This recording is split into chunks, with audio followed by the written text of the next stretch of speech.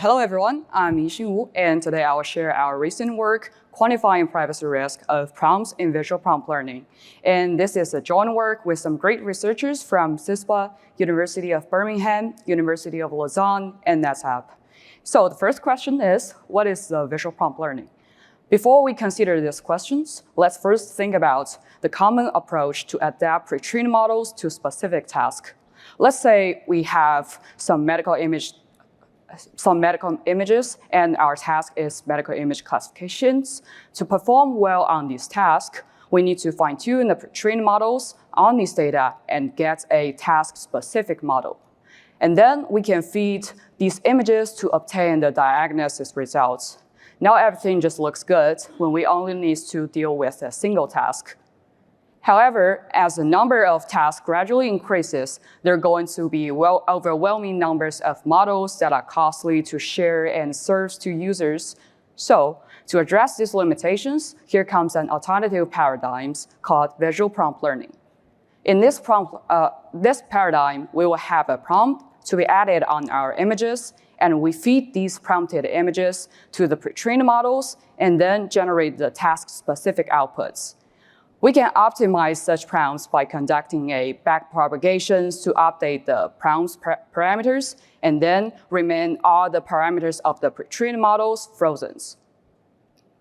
And with this prompt learning, the pre-trained models always remain unchanged, and for every new task, we learn a new prompt. Far fewer parameters are updated to be optimized compared to the pre-trained models. And this paradigm can also heavily reduce the cost of sharing and serving these prompts to users, helping them perform well on their target task easily. And with all these benefits, it's expected that we can have the prompt as a service and then get some popularity in the futures. And in this service, users first request a prompt from providers, and after receiving this request, the provider uses a public available pre-trained models and their proprietary data to learn a customized prompt and then return it to the users. The user can then combine their local data to the prompts and feed them into the pre-trained models to get task-specific outputs. In this way, for the users, they can minimize their effort in developing such a prompt. The user can also keep their local data on-premise, and it's also easy to adapt different downstream tasks by trivially switching these input prompts and using the same pre-trained models. And for the providers, they can reuse a single pre-trained models to support multiple downstream tasks. And these prompts will also cost them much less computational resource for training and less storage space for saving. And as a result, a well-generalized prompt becomes a valuable asset for the provider as they invest considerable efforts and use proprietary data to develop it. Considering privacy risk, there are a lot of previous work has focused on the machine learning models. For example, there exists work demonstrate the privacy information such as membership stats is leaked through these fine-tuned models. However, whether it's models or prompts, they're essentially a set of parameters learned from the training data. But the difference is, compared to the fine-tuning paradigm, only less than 0.1% parameters are updated. So we are wondering, will prompt learning heavily compress the training dataset information that's leading to effective privacy attacks?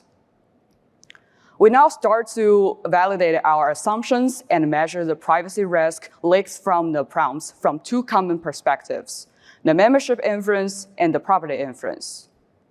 Let's first take a look at the membership inference attacks, where the adversaries are trying to infer whether a given data sample is in the training dataset of the target prompt or not.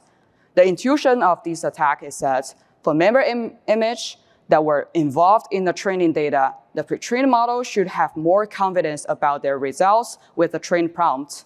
But for the non-member image that were not engaged in the training data, the pre-trained model should have less confidence for their outputs with the trained prompt. To train an attack model, we need to use a shadow training dataset to learn a shadow prompt that can mimic the behavior of the target model prompt. And the shadow training dataset can provide us with member data and the shadow testing data set is considered as non-member data. Together, we can train our attack model, and at the inference time, we can also input the image with the target prompt and infer whether this image was used to train the target prompt or not.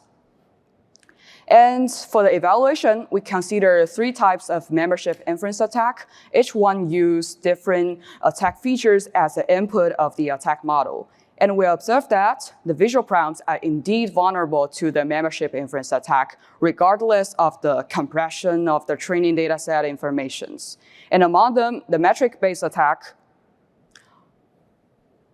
achieves the best results in most cases. And if you are interested in the details of different attack methods, please take a look at our papers.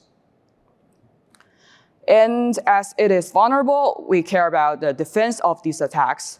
We directly add noise to the prompts as is in the format of image, and we consider 2 scenarios: the naive attacks where the adversary doesn't know the defense has been implemented, and adaptive attacks where the adversary knows the prompt owner has added some noise to the target prompt, and so they train their attack model with a noise shadow prompt.